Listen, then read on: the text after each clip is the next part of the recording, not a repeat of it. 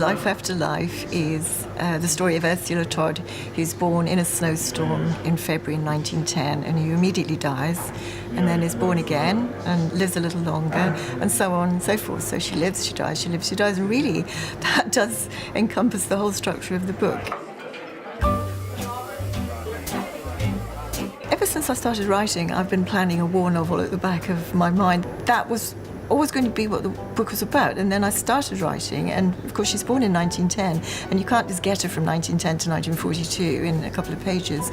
And I had never, in my naivety, expected to write so much of the book in 1910, 1920s, you know, the scenes in Simpsons where we are now, and the 1930s. I got to about page 170 of the manuscript, and I thought, we are so far from the war still. So I kind of reassessed in a way, but the Blitz was always the dark beating heart, as Ursula calls it, of the book, and we were always moving there, and in a way all of the things that come before are part of that journey to that place, I think.